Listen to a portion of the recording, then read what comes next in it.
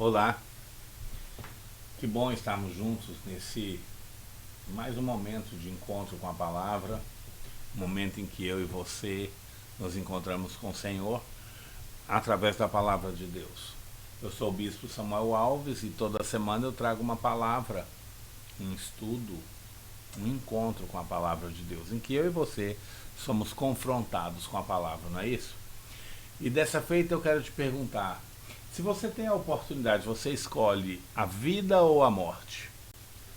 E claro que é uma pergunta retórica, porque nós temos sim essa oportunidade o tempo todo. E hoje eu quero te convidar a isso, a nós voltarmos aqui a, a Bíblia, voltarmos ao Éden, na verdade eu quero te chamar a voltar ao Éden, para que nós exerçamos as nossas escolhas. Eu vou te convidar a orar ao Senhor. Por que orar? Porque só realmente Deus pode nos permitir ter adequada compreensão das Escrituras e do valor delas em nossas vidas. E nós precisamos de Deus nisso. A gente não consegue compreender sozinhos as coisas de Deus, porque a Bíblia diz que as coisas espirituais se discernem espiritualmente. Vamos pedir graça ao Senhor? Meu Pai, dá-nos graça para compreender e aplicar Tua palavra em nossas vidas.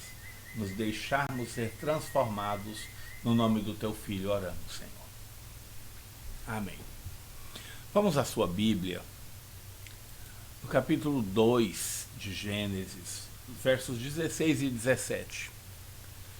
E o Senhor deu a seguinte ordem ao homem: comerás livremente o fruto de qualquer espécie de árvore que está no jardim. Contudo, verso 17, não comerás da árvore do conhecimento do bem e do mal, porque no dia em que dela comeres, com certeza, com toda a certeza, morrerás. Olha as palavras do Senhor Deus aqui. Já no capítulo seguinte, verso 4 do capítulo 3, a serpente então alegou à mulher: com toda a certeza não morrereis. Ora, Deus sabe que no dia em que dela comerdes, vossos olhos se abrirão e vós, como Deus, sereis conhecedores do bem e do mal. Quando a mulher observou que a árvore realmente parecia agradável ao paladar, muito atraente aos olhos, e além de tudo desejável para dela se obter sagacidade, tomou do seu fruto, comeu-o e o deu a seu marido, que estava em sua companhia, e ele igualmente comeu.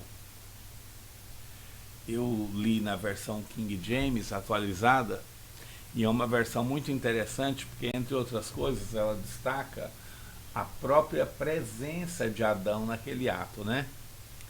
Há um livro muito interessante, recomendável para todos os homens, O Silêncio de Adão, que fala no geral vai tratar sobre os problemas que se desencadeiam a partir do silêncio do marido, quando deveria ter de algum modo atuado, né? Sido mais diligente. Adão não foi diligente aqui. Você viu aí em Gênesis, capítulos 2 e 3, que vem Deus e diz: não coma, se comer morre. Vem a serpente e diz: come, você vai ser igual a Deus, não vai morrer coisa nenhuma. Pelo contrário, vai ser conhecedor do bem e do mal, vai ser como Deus. Então, aquilo que aconteceu com Adão e Eva ali no Éden registra ali a nossa história. É a história de cada um de nós. É a luta de cada um de nós. E eu estou querendo te convidar aqui a voltar ao Éden para compreender isso e compreender que você pode dar respostas diferentes. O Éden é a nossa história e tem se repetido na vida de muitos e às vezes em nós próprios. Deus tem nos ensinado visando o nosso bem eterno. Satanás tem nos ensinado visando a nossa satisfação imediata e morte, inclusive a morte eterna. Claro que Satanás não nos diz isso. Quando Satanás tenta um jovem para se envolver com as drogas, ele não diz que aquela droga vai matar. Pelo contrário, ele diz que a pessoa vai ter aí uma experiência maravilhosa. Não é assim? Quando Satanás induz um homem ou uma mulher a usar o sexo de modo desordenado, ele não diz que aquilo vai criar um problemão. Pelo contrário, ele diz, não, isso é curtir a vida. E por aí vão as nossas histórias. Qual dos ensinos nós escolhemos? O de Deus ou o de Satanás? No caso do texto incorporado numa serpente. Qual? O que por amor nos restringe, que é o caso de Deus. Deus nos ama e nos restringe. E nós não gostamos de restrições. Ou o que nos fascina com satisfação imediata.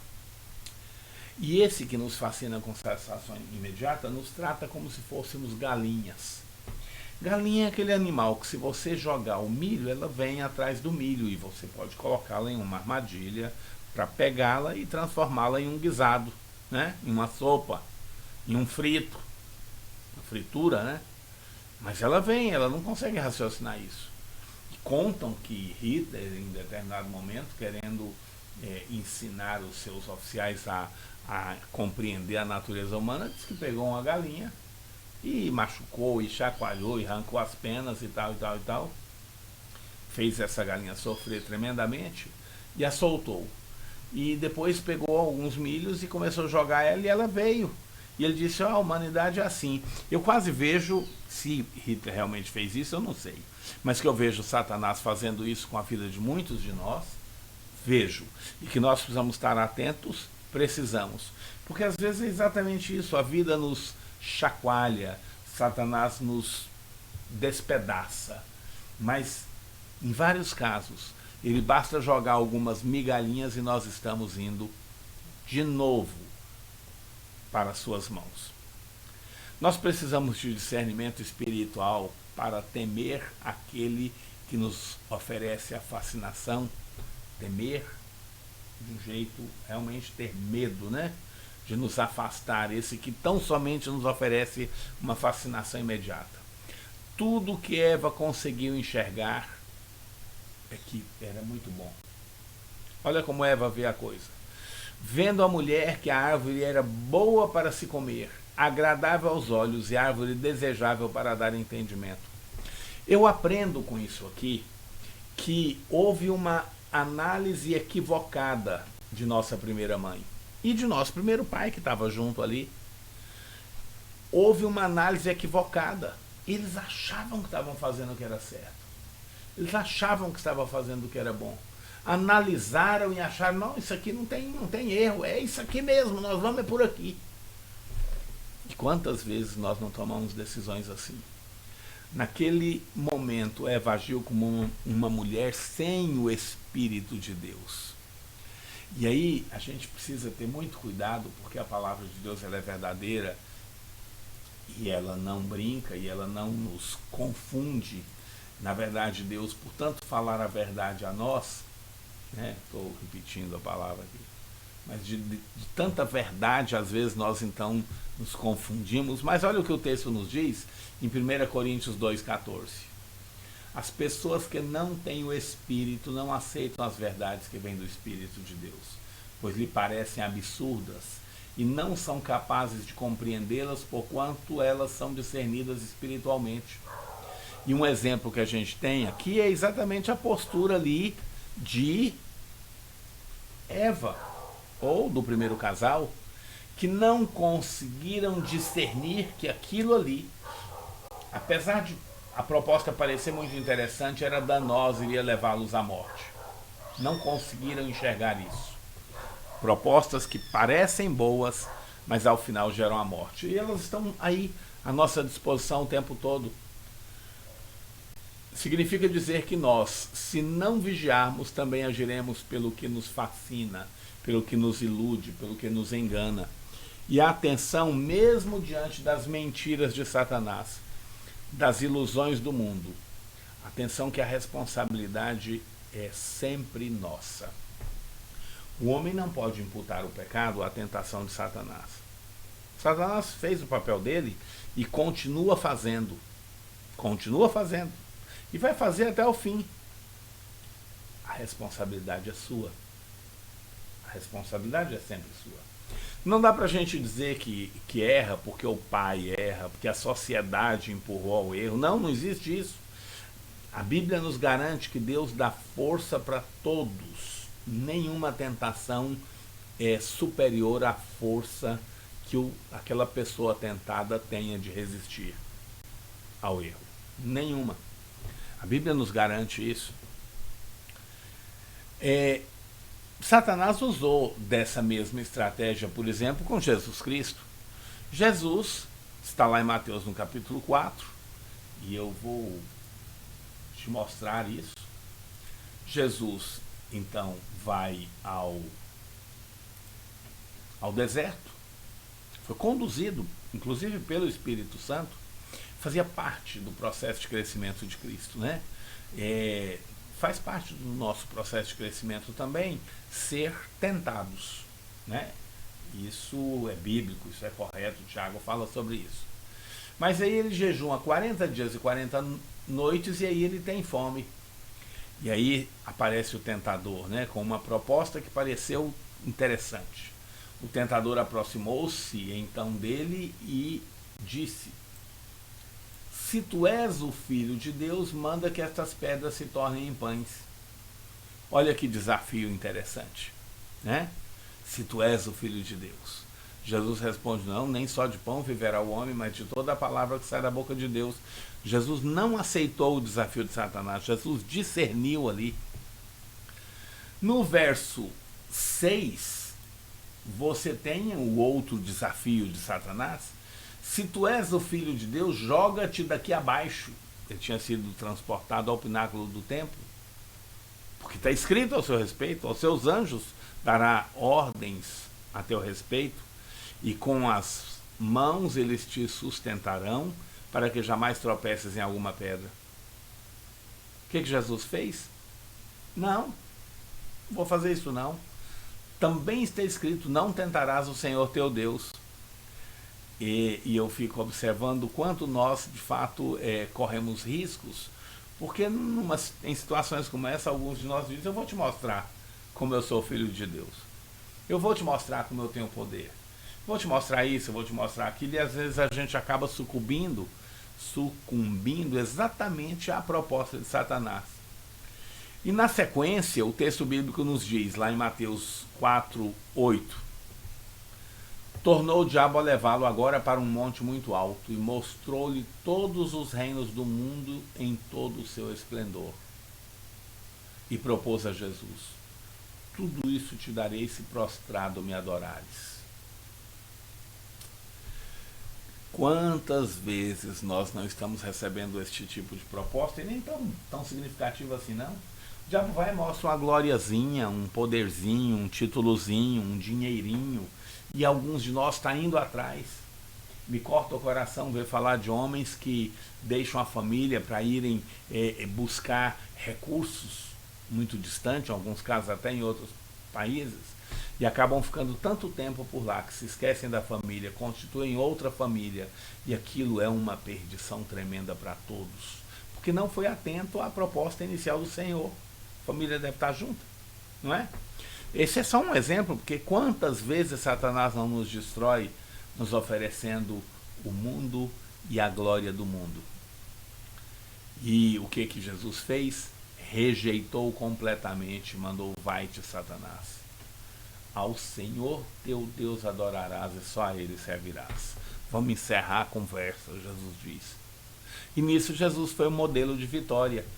E ele ainda nos garante a vitória, porque lá em Romanos, no capítulo 5, verso 20, ele diz: mas onde abundou o pecado, superabundou a graça. Isso não é dito para nós para significar dizer que você pode pecar à vontade, que a graça vai tampar, cobrir tudo, não.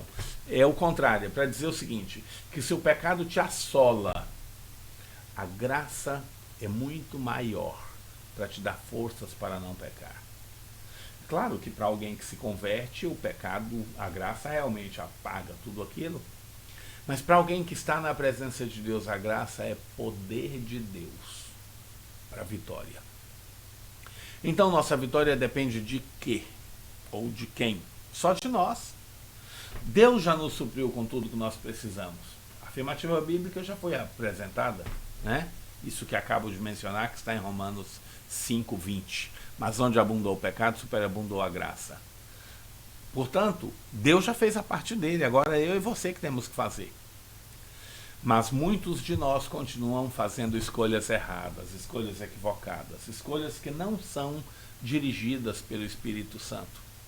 E às vezes pensam que as escolhas importantes são só as grandes, mas se acostumam a errar em coisas pequenas. E eu quero te dizer, quem se acostuma a errar em coisas pequenas assume um padrão de comportamento.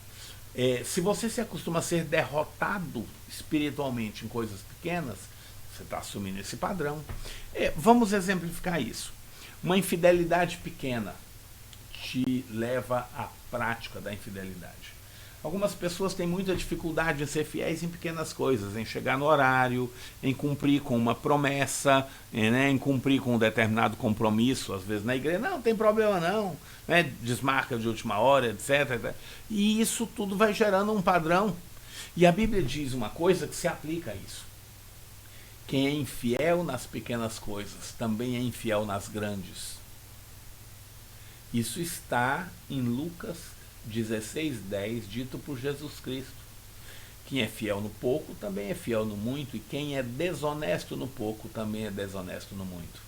Então, sabe aquelas pequenas coisas, aquelas pequenas mentirinhas, aqueles pequenos descuidos, aqueles pequenos vacilos, eles marcam o seu padrão de vida. Você começa assim. Ninguém começa uma carreira terrível, sim, do dia para a noite. Você não fala, um bandido não toma decisão, não, eu hoje me torno bandido. Não, ele vem criando pequenas práticas. Pois bem, as pequenas coisas trazem consequências sobre nós em nossa infidelidade e nos faz grandes infiéis. O pecado nos faz, na sequência, nos esconder de Deus. A gente tem isso na prática lá de Adão, o primeiro casal, registrado lá em Gênesis, no capítulo 3, o verso 8. Acompanhe, porque esse texto fala de mim e de você, tá? Esse texto, se você observar, é a realidade espiritual nossa. E se não sua, mas você com certeza vê isso em muitos em torno de você. Naquele dia, quando soprava a brisa vespertina, o homem e sua mulher ouviram o som da movimentação de Yahvé, Deus, que estava passeando pelo jardim, e procuraram esconder-se da presença do Senhor entre as árvores do jardim. O homem no pecado sempre procura se esconder da presença de Deus. Esse é o nosso padrão. É a mesma coisa, nos afastamos de Deus, nos escondemos, evitamos ter relação de intimidade com Deus. Jesus diz isso quando ele, lá em João, aborda uma questão extremamente importante. Ele estava falando sobre o nascer de novo, né? O ser tomado pelo Espírito, capítulo 3 de João, versos 19 e 20. Observa o texto. E o julgamento é este, que a luz veio ao mundo, mas os homens amaram mais as trevas do que a luz, porque as suas obras eram más. Pois todo aquele que pratica o mal odeia a luz e não se aproxima da luz, temendo que as suas obras sejam expostas. Todo aquele que pratica o mal odeia a luz. Quem diz isso é Jesus Cristo. Jesus está dizendo que nós nos refugiamos distante da comunhão com Deus quando estamos carregados de pecado. Não é isso que acontece quando uma pessoa que frequentava a igreja de repente para de frequentar, se afasta. Quando alguns, mesmo frequentando, evitam maiores intimidades com Deus através da oração, através de uma vida que se aproxime mais do Senhor, não é isso? Veja bem, fugir de Deus não significa deixar de frequentar a igreja. Eu quero falar sobre isso à frente. Mas o pecado nos afasta de Deus. O pecado nos afasta da igreja, o pecado nos afasta dos líderes espirituais, dos homens de Deus em nossas vidas. O pecado no final gera a morte. Claro que começa gerando a morte espiritual. Veja aí Tiago capítulo 1, versos 14 e 15. Cada um, porém, é tentado pelo próprio mau desejo, sendo por esse iludido e arrastado. Em seguida, esse desejo, tendo concebido, faz nascer o pecado. E o pecado, após ter se consumado, gera a morte. O texto bíblico nos diz isso. E eu quero dizer para você que a Bíblia sabe, né? Deus sabe do que está falando. Assim como há indicações de um corpo que morre, nós também podemos perceber a morte ou o processo da morte espiritual. E eu quero te chamar a atenção a isso porque é a realidade de muitos, se não for a sua, viu? Se não for a sua, eu preciso estar vigiando o tempo todo. Quanto ao corpo, você pode verificar sinais de vida ou de ausência de vida. Você verifica a respiração, pode verificar se há pulso, pode ouvir o batimento cardíaco, e há máquinas que atestam até a morte cerebral, né? E espiritualmente, podemos dizer que também há alguns sinais. Alguns sinais que identificam quanto à sua separação ou distanciamento de Deus, que identificam uma morte espiritual. Vou citar pelo menos 4. O primeiro deles é que não há esforço, há uma resignação apática ao status quo, a condição em que essa pessoa está, e nenhuma aspiração por um futuro melhor. É como se nós estivéssemos dizendo que nossas limitações e nossos conceitos são permanentes. E alguns assim falam, né? É assim que eu sou. Deus me ama do jeito que eu sou. E pensam e se consolam assim. Eu poderia dizer, se consolam com os moribundos. Os que também pensam assim. São vidas que não têm mais nenhuma capacidade de se esforçar. É como se a musculatura do corpo não respondesse mais. Uma inércia se instala, e eu estou falando aqui de uma inércia espiritual. É um sinal do processo de morte espiritual, não se esforça mais. Um outro sinal é que some a compaixão.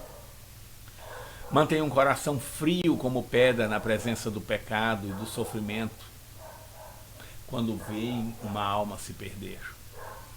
Na presença do pecado não há indignação. Não há indignação pela alma que se perde e nem pelos direitos e dignidade de Deus. Vamos usar uma figura aqui que vai nos ajudar a compreender isso. Se alguém na minha presença xinga o meu pai, ofende o meu pai, embora meu pai já não está em nosso meio. Mas se alguém ofende o meu pai, ofende a dignidade do meu pai, muito provavelmente eu vou me contrariar e devo me insurgir, sim, em face daquela situação. Mas e quando alguém ofende a Deus através do pecado? Quando alguém de algum modo desfaz de Deus e do seu senhorio, como você se comporta? Sem compaixão, isso também é sinal. Não há pesar pela perda da alma humana, não há empatia pelos espiritualmente aflitos, muito menos ação em favor daqueles que sofrem com a miséria espiritual onde estão. Isso se reflete em não haver testemunho, não haver evangelismo, não haver intercessão, não haver cuidado com a vida do outro, especialmente cuidado com a vida espiritual. Não que nós devamos espiritualizar tudo e falar assim, não, o corpo não importa. E eu acho muito interessante que em nossos dias muitos estejam se mexendo para ajudar essa nossa existência terrena em dias de crise. No entanto, qual é a maior carência do ser humano? É física ou é espiritual? Onde é que importa nós focarmos com muito mais precisão na vida terrena, que logo vai, nós escapando do coronavírus, ainda assim morreremos. Não há como fugir dessa realidade. E aí, eu vou investir tudo meramente na minha sobrevivência terrena ou devo investir muito mais na minha vida eterna? Não estou dizendo que vamos deixar as necessidades terrenas de lado, mas onde a pessoa mais precisa é relacionada à sua sobrevivência espiritual. Quando cessa a compaixão, podemos dizer que é como um coração que cessa a sua atividade. E um coração que cessa a sua atividade, né, é um sinal evidente de morte. Espiritualmente, às vezes, nós fazemos isso. Um outro sinal é quando nós não conseguimos mais aprender nada, quando cessa o aprendizado. Quando há uma recusa real a ser ensinado sobre a santidade de Deus e sobre o nosso pecado. Quando estamos apaixonados, né? A paixão comum, essa paixão que nos leva ao casamento, por exemplo, nós frequentemente perguntamos à pessoa amada: me fale mais. Me fale mais sobre você, sobre suas vontades, sobre quem você é. Mas em relação a Cristo, que pessoa sensata não diria: diga-me mais, quando Jesus diz: eu sou o caminho, a verdade e a vida? E ele diz isso lá em João no capítulo 14, verso 6. Quando não há sede de Deus, quando não há fome de Deus, quando não há sede de ter mais intimidade com Deus e ser dirigido pelo próprio Deus, então é sinal de que nossos órgãos vitais, espirituais, já estão sem função. Um outro sinal de morte. E mais um desses sinais é quando não há mais arrependimento em nossas vidas. Um dos problemas nossos é a falta de distinção entre o que é sagrado e o que é profano. E nós tratamos as coisas como se elas estivessem no mesmo nível. É extremamente comum que alguém deixe de frequentar uma reunião de oração porque tinha um convite para ir à casa de um amigo. Deixe de se envolver com um serviço cristão e até abençoar outras pessoas porque algo lhe pareceu interessante. Isso está errado, isso está incorreto. Não está distinguindo entre o valor que deve ser dado ao sagrado. Na verdade, nesse caso, a questão maior é que não há mais possibilidade do Espírito Santo dirigir aquela vida, porque ela é assim, ela valoriza tanto um quanto o outro, não tem problema. Ah, não, tem um culto hoje, não, mas tem um encontro com os amigos, eu vou no encontro com o amigo. Não tem problema não. O culto tem depois, todo dia tem, ou toda semana tem, né? Pois bem, falta de distinção entre o sagrado e o profano é um sinal ruim. Os pecados, longe de serem confessados, acabam sendo trazidos a uma convivência com as próprias práticas litúrgicas, e está tudo bem. A pessoa peca e tudo bem, sem hesitação, sem se arrepender, sem ter vergonha. É pouco provável que uma cultura que valorize a autoestima, uma cultura que busque a satisfação mais do que a contrição e a renúncia, venha produzir santos. E se nós nos envolvemos com essa cultura, nós perdemos sim a capacidade de nos arrepender. E aí nós não teremos muitas chances de vitória espiritual. Aí está acontecendo a morte da consciência, a morte da alma. Sinais de morte espiritual. Nós temos que vigiar. Existe a tentação de pensar em como esses 4 sinais de morte espiritual podem se aplicar a outras pessoas. Mas verifique primeiro se estes sinais não se aplicam a você. Eu preciso estar verificando se esses sinais não se aplicam em mim e vigiar. Nós precisamos reconhecer, irmãos, que assim como temos o risco de morte física, e vivemos esse risco todo o tempo, também temos o risco de morte espiritual. E é lamentável que alguns vivam um conceito que não tem plena sustentação bíblica. Ele é sustentado em algumas afirmativas isoladas. O conceito de que uma vez salvo, salvo para sempre. Porque a Bíblia está cheia de palavras do tipo vigia, cuida, quem está em pé não caia, vigia para que ninguém tome sua coroa. E o próprio apóstolo Paulo, que é o grande doutrinador do cristianismo, diz que esmurrava a si mesmo para que porventura não fosse encontrado reprovado. A gente precisa ter cuidado. Se nos recusarmos a admitir que a morte espiritual nos ronda, se teimosamente nos recusarmos a admitir que precisamos confessar nossos pecados, nos arrepender, reformar nossa vida, então estaremos dando as costas para o próprio Deus, porque parte significativa da palavra de Deus nos chama a vigiar, a ter cuidado.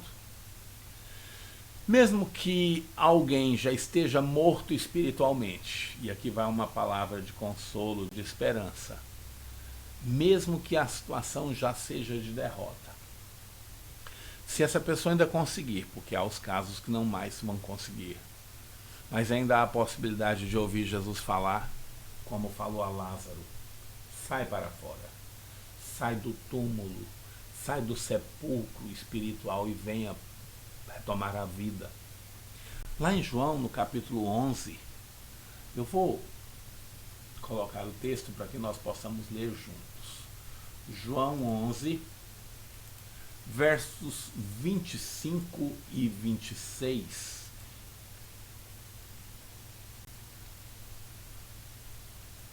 Esclareceu-lhe Jesus: eu sou a ressurreição e a vida. Aquele que crê em mim, mesmo que morra, viverá. E todo o que vive e crê em mim não morrerá eternamente. Tu crês nisso? Do que Jesus está falando? Nele há vida. Nele há vida. E ele dizia isso às irmãs de Lázaro. E aí no verso 43 aqui de João 11, ele, diante do sepulcro de Lázaro, tendo mandado retirar a pedra, ele diz: Lázaro, vem para fora. Se você tem experimentado morte espiritual e está ouvindo essa palavra, com certeza você ainda pode ouvir Jesus Cristo falar: vem para fora. Retoma a vida espiritual. Você não tem que continuar morto espiritual se ainda consegue ouvir Jesus Cristo. Eu quero concluir te dizendo: fugir de Deus não te impede de ir à igreja, nem de ser membro da igreja, em alguns casos nem de ter títulos eclesiásticos, mas te impede de viver em plena comunhão com Deus, e isso é o que realmente importa. Claro que quem tem comunhão com Deus vai à igreja, mas você precisa entender que ir à igreja não significa dizer que você está vivo espiritualmente, não. Deus nos ama, isso é um fato, mas em sua justiça nós não poderemos permanecer no Éden em pecado. Ele retirou Adão e Eva do Éden. Então entenda, em pecado não tem chance. Por isso nós temos que buscar o perdão que vem de Deus. Se rejeitarmos os ensinos de Deus, mesmo os ensinos restritivos, se rejeitarmos a direção de Deus, nós não vamos ter chance. Então o que tem que fazer? Retome o conceito. Aliás, eu quero te incentivar muito. Retome o conceito de ser dirigidos por Deus. Veja Romanos 8,14, veja o capítulo 5, final do capítulo 5 de Gálatas, veja a proposta de João capítulo 3, que é que nós sejamos dirigidos pelo Espírito Santo. Você não tem chance se não acreditar com uma fé ativa no projeto de Deus para a sua vida. Você não tem chance se não nascer de novo, então você precisa nascer de novo. Você precisa crer no Senhor. Você precisa ser dirigido pelo Espírito de Deus. Se você fizer a escolha certa, você tem chance de não se deixar ser fascinado pelas coisas que Satanás te oferece. Mas se não, você vai continuar fascinado por avaliações equivocadas. Vai fazer como Eva, olha e vê que o fruto é gostoso, é bonito, é atrativo. Um fruto. Deus usa um exemplo banal. Qual pai deixaria o filho com vontade de comer um fruto? Pois é, um exemplo banal. Mas esse exemplo banal para te dizer que são nas banalidades que sua vida se perde. Ninguém tropeça em pedra grande. Nós tropeçamos em pedras pequenas. As pedras grandes estão à nossa frente e dificilmente nós batemos contra elas. Costumamos dar a volta. Mas as pequenas são as que nos derrubam. Toma cuidado. Em Cristo você pode tomar esse cuidado. Em Cristo nós como que voltamos ao Éden para ouvir de novo a proposta da serpente e dizer, não, vou ficar com os ensinos de Deus e não vou confiar na sua fala. Tome posse disso. Em Tiago capítulo 4, verso 7, nos diz, sujeitai-vos a Deus, resisti ao diabo e ele fugirá de vós. Portanto, você pode voltar ao Éden e escolher a vida. Tá bom? Se você entende que essa palavra possa ser bênção para o seu irmão, compartilhe, mande para ele o link. Se puder, se inscreva no nosso canal e seja bênção. Vamos ser bênção uns aos outros, compartilhando a palavra do Senhor. Tá bom? Viva para Deus.